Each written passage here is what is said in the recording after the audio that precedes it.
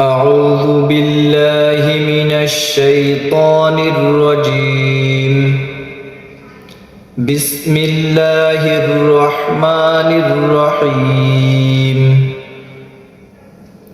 يا أيها الذين آمنوا اذكروا الله ذكرا كثيرا يسبحوه بكرة وأصيلا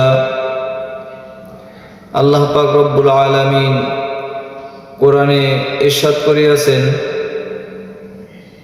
হে ঈমানদারগণ, তোমরা অধিক পরিমাণে আল্লাহকে স্মরণ করো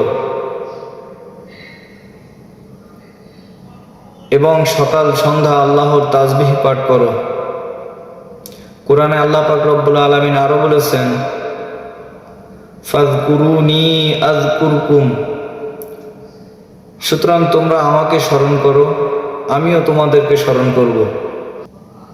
আমরা এখন বর্তমান রমজান মাস অতিক্রম করতেছি,